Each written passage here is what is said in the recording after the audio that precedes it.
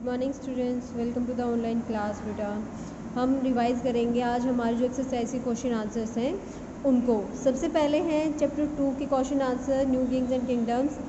Question है name the 4 clans of Rajput. राजपूतों के जो 4 क्लैन हैं या क्लैन या कुल हैं उनके नाम बताइए। प्रतिहार, चौहान, परमार और सोलंकी।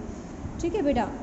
अब नेक्स्ट क्वेश्चन है what do you know about the origin of the Rajput. राजपूतों के जो उदय है, कहाँ से उनका उत्थान हुआ, उनके बारे में बताना है। सबसे पहले मेन है कि जो सेंट्रल मध्य एशियन ट्राइब्स के वो वंशज थे। ठीक है। कुछ राजपूत अपने आप को सूर्य से उत्पत्ति हुआ मानते थे। फिर जो कुछ राजपूत है अपने आप को चंद्रवंशी या मून की फैमिली से बिलोंग मानते थे। कुछ अपने आप को अग्निकुल या फिर फायर फैमिली से बिलोंग मानते थे। फिर है बेटा हु वर प्रतिहार्स। प्रतिहार कौन थे? जो प्रतिहार थे ये भी राजपूती थे। ये वेस्टर्न इंडिया, सेंट्रल इंडिया और राजस्थान के कुछ हिस्सों पर इन्होंने शासन किया था। जो नागभट वन थे ये प्रतिहारों के क्या थे? सबसे शक्तिशाली राजा माने जाते हैं। प्रशस्ति क्या है? प्रशस्ति एक प्रशंसा पत्र होता है जो किसी को बहुत ज़्यादा प्रेज़ करने के लिए, किसी की बहुत ज़्यादा बड़ाई करने के लिए, प्रशंसा करने के लिए लिखा जाता है। ठीक है बेटा। अल मसूदी ने हमें क्या जानकारी दी है? अल मसूदी यह प्रमाणित करता है कि जो प्रतिहार थे बहुत ज़्यादा शक्तिशाली थे और गौरवपूर्ण थे। ठीक है। और इसके साथ साथ सेंट्रल एशिया के साथ उनके व्यापारिक संबंध थे। Next question is how did Cholas came into prominence. Prominence मतलब पावर। कैसे जो चोल हैं वो शक्तियों में आए या फिर वो शासन कैसे उन्होंने स्थापित किया। 19वीं सेंचुरी में विजाला के अधीन पल्लवों को हराकर तंजौर में जो चोला है उन्होंने अपने शासन की स्थापना की। ठीक है बेटा। क्वेश्चन है अ शॉर्ट नोट ऑन पालास। पालों पर, जो पाल वंश था उस पर आपको एक छोटा सा नोट लिखना है। जो पाल वंश की स्थापना 750 एडी में गोपाला इनके पहले राजा थे, इन्होंने रखी थी। अब उनके साथ लगातार प्रतिहार और राष्ट्रकूटों के साथ उनके युद्ध उन्होंने लड़े ताकि वो कन्नौज पर अपना अधिकार कर सके और धीरे धीरे उनकी जो पावर है, शक्ति है, वो ख़त्म हो गई। उन्होंने असम, उड़ीसा और मॉडर्न जो आधुनिक नेपाल है उन पर भी, उनके कुछ हिस्सों पर भी अधिकार कर लिया। A short note on the tripartite struggle. Tripartite मतलब त्रिपक्षीय, 3 पक्षों के बीच में लड़े जाने वाला संघर्ष कौन सा था? Constant struggle between the Pala, Pratihara and Rashtrakutas to annex Kannauj was known as the tripartite struggle. एक निरंतर या फिर एक लगातार संघर्ष पाल, प्रतिहार और राष्ट्रकूटों के बीच कन्नौज पर अपना अधिकार दिखाने के लिए, बनाने के लिए त्रिपक्षीय संघर्ष के नाम से जाना जाता है। ये जो संघर्ष है 780 से लेकर 910 ईस्वी तक लड़ा गया।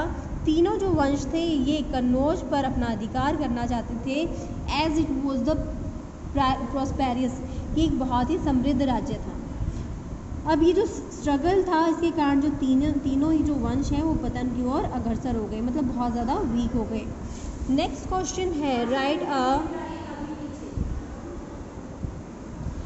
अ few lines on the development of art and literature under the Rashtrakutas.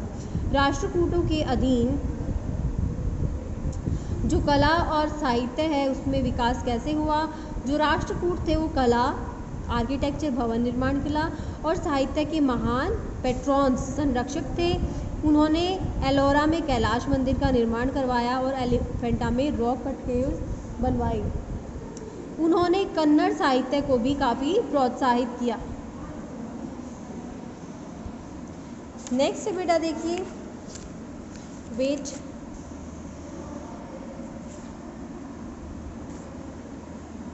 Next और लास्ट क्वेश्चन है economic condition of Chola dynasty. Chola वंश की जो आर्थिक दशा है उसके बारे में बताना है। जो चोलास हैं वो काफ़ी समृद्ध थे। उनकी जो कृषि थी, कला, क्राफ्ट में शिल्प कला और जो व्यापार था वो भी काफ़ी विकसित था। टैक्स फ्री लैंड, जो लैंड ब्राह्मण थे उनको कर रही ज़मीन दी जाती थी दान में। ठीक है। इनलैंड मतलब देश का अंदरूनी और विदेशी व्यापार भी काफ़ी विकसित था। देखिए अब हमारा चैप्टर नंबर 12 है इनसाइड द अर्थ। क्वेश्चन 1 है explain the 3 layers of the earth. Earth की 3 लेयर्स हैं, क्रस्ट, मैंटल और कोर। क्रस्ट है uppermost layer of the earth, crust के नीचे, बीनीथ मतलब नीचे मेंटले है, और कोर, जो कोर है वो सबसे अंदरूनी लेयर है अर्थ की। Uses of rocks to us, बहुत सारे यूजेस हैं, अब मिनरल्स देते हैं, सॉइल फॉर्मेशन में हेल्प करते हैं, इसके अलावा कंस्ट्रक्शन वर्क में भी इस्तेमाल होते हैं। इसके अलावा अगर हम कहें तो we get metals from the rocks.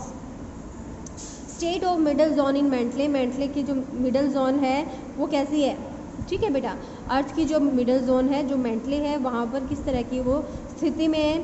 Upper Mantle liquid form में है, जबकि जो इनर है वो सॉलिड है, जमा हुआ है, क्योंकि वहाँ पर प्रेशर बढ़ने लगता है। How are sedimentary rocks formed, कैसे सेडिमेंट्री रॉक्स का निर्माण हुआ। जो सेडिमेंट्री रॉक्स हैं ये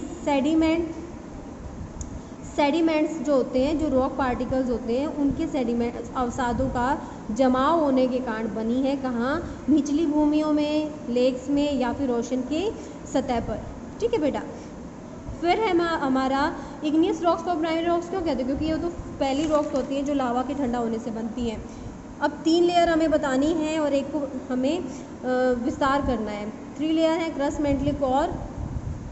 ये रफ डायग्राम मैंने बनाया है बेटा, ठीक है, आपको सिर्फ दिखाने के लिए।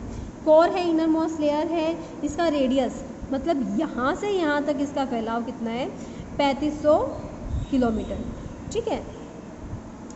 इसके अलावा आयरन और निकल से बनी है, ये सॉलिड है क्योंकि यहाँ पर इसके ऊपर वाली लेयर्स का काफ़ी प्रेशर है।